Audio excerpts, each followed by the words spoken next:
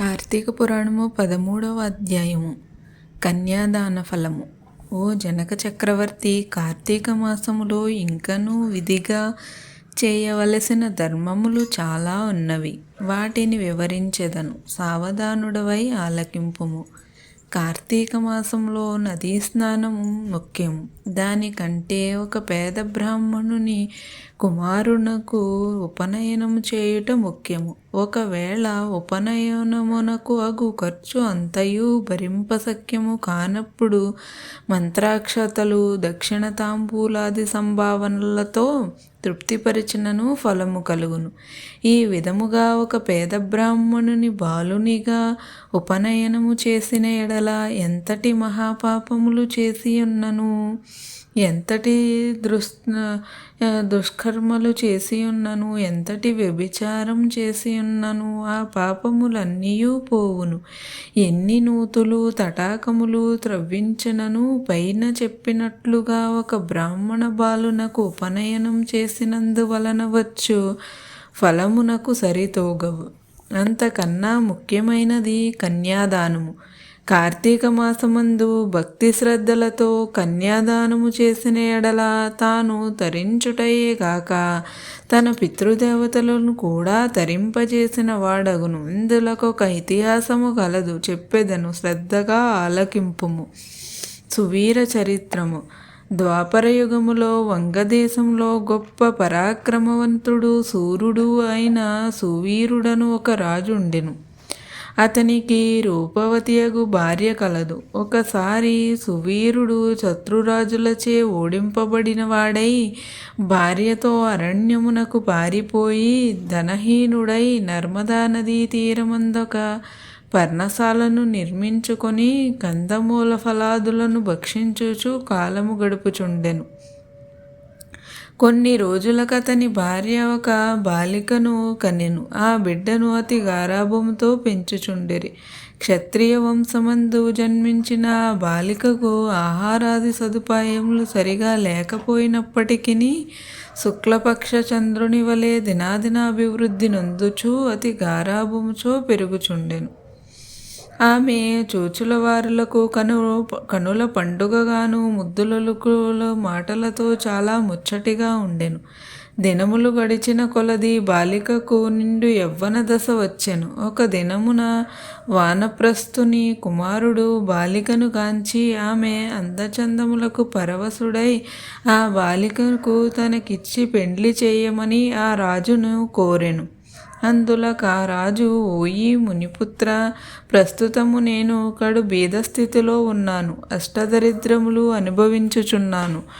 ఈ కష్టములు తొలగుటకు గాను నాకు కొంత ధనము ఇచ్చిన ఎడల నా కుమార్తెనిచ్చి పెండ్లి చేతునని చెప్పగా తన చేతిలో రాగి పైసైనను లేకపోవుటచే బాలిక పైనున్న మక్కువతో ఆ మునికుమారుడు నర్మదా తీరమున కుబేరుని గూర్చి ఘోర తపస్సు ఆచరించి కుబేరుని మెప్పించి ధనపాత్ర సంపాదించెను. రాజు ఆ పాత్రను పుచ్చుకొని సంతోషించి తన కుమార్తెను మునికుమారునికిచ్చి పెండ్లి చేసి నూతన దంపతులని ఇద్దరినీ అత్తవారింటికి పంపెను. అటులా మునికుమారుడు భార్యను వెంటబెట్టుకుని వెళ్ళి తల్లిదండ్రులకు నమస్కరించి అంతా జరిగిన వృత్తాంతమంతయు చెప్పి భార్యతో సుఖము అనుభవించుచుండెను. సువీరుడు మునికుమారుడు ఇచ్చిన ధనపాత్రను తీసుకొని స్వేచ్ఛగా ఖర్చుపెట్టుచు భార్యతో సుఖముగా ఉండెను. అటులా కొంతకాలం జరిగిన తరువాత ఆ రాజు భార్యామణి మరొక బాలికను కనెను. ఆ బిడ్డకు కూడా యుక్త వయస్సు రాగానే మరలా ఎవరికైనా ధనమునకు అమ్మవచ్చునన్న ఆశతో ఎదురు చూచుచుండెను. ఒకానొక సాధు పుంగవుడు తపతీ నదీ తీరము నుండి నర్మదా నదీ తీరమునకు స్నానార్థమై వచ్చుచు దారిలోనున్న సువీరుని కలుసుకొని, ఓయి, నీవెవడు, నీకు వర్చస్సు చూడ రాజవంశమునందు జన్మించిన వాలి వలె ఉన్నావు. నీవి అరణ్యమందు భార్యాబిడ్డలతో నివసించుటకు కారణమేమి అని ప్రశ్నించగా, సువీరుడు మహానుభావ, నేను వంగదేశము నేలుచుండడి సువీరుడును రాజును. నా రాజ్యమును శత్రువులు ఆక్రమించుటచే భార్య సమేతముగా అడవిలో నివసించుచున్నాను. దరిద్రము కంటే కష్టమేదియును లేదు, పుత్రశోకము కంటే గొప్ప దుఃఖము లేదు.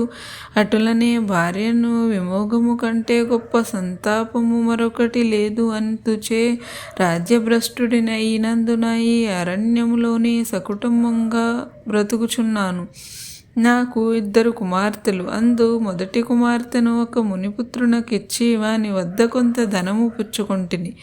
దానితోనే ఇంతవరకు కాలక్షేపం చేయుచున్నాను అని చెప్పగా, ఓ రాజా, నీవు ఎంతటి దరిద్రుడవైనను ధర్మసూక్ష్మములు ఆలోచింపక కన్య నమ్ముకుంటివా? కన్య విక్రయము మహాపాతకములోనొకటి.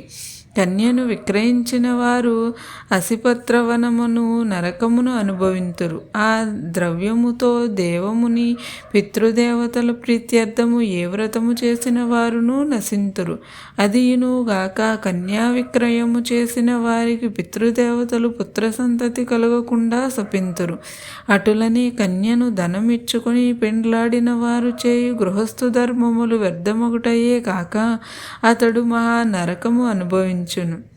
కన్యా విక్రయము చేసిన వారికి ఎట్టి ప్రాయశ్చిత్తము లేదని పెద్దలు వక్కాణించియే ఉన్నారు. కావున రాబోయే కార్తీక మాసంలోని 2వ కుమార్తెను నీ శక్తి కొలది బంగారు ఆభరణములతో అలంకరించి సదాచార సంపన్నునకు ధర్మబుద్ధి గలవానికి కన్యాదానము చేయుము.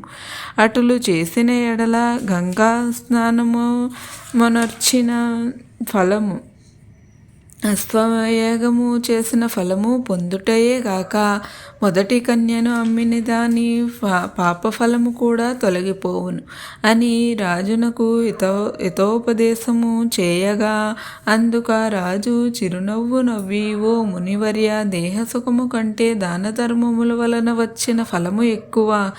తాను బ్రతుకుండగా భార్యాబిడ్డలను సిరి సంపదలతోనూ సుఖముగా ఉండక చనిపోయిన తర్వాత వచ్చడి ఏదో మోక్షము కొరకు ప్రస్తుతమున్న అవకాశమును చేతులారా జారవిడవటమంటారా? ధనము బంగారము కలవారే ప్రస్తుత లోకంలో రాణింపగలరు, కానీ ముక్కు మూసుకొని నోరు మూసుకొని బక్క చిక్కిన వారిని లోకము గుర్తిస్తుందా, గౌరవిస్తుందా అని ఐహిక సుఖములు గొప్ప సుఖములు కాన నా 2వ కుమార్తెను కూడా నేను అడిగినంత ధనమును ఎవరిత్తురో వారికే ఇచ్చి పెళ్లి చేయుతును, కానీ కన్యాదానము మాత్రము చేయను అని నిక్కచ్చిగా అనెను. ఆ మాటలకు సన్యాసి ఆశ్చర్యపడి తన దారిన తాను వెడలిపోయెను. మరికొన్ని దినములకు సువీరుడు మరణించెను. వెంటనే యమభటులు వచ్చి వానిని తీసుకుపోయి యమలోకములో అసిపత్రవనమగు నరకభాగమును పడవేసి అనేక విధములుగా బాధించిరి. సువీరుని పూర్వీకుడైన శృతకీర్తి అను రాజు ధర్మయుక్తముగా ప్రజలను పాలించి ధర్మాత్ముడై మృతి చెందిన పిమ్మట స్వర్గమందు స్వర్గ సౌఖ్యములు అనుభవించుచుండెను. సువీరుడు చేసిన కన్యా విక్రయము వలన ఆ శృతకీర్తిని కూడా యమకింకరులు పాశములతో బంధించి స్వర్గము నుండి నరకమునకు తీసుకొని వచ్చిరి.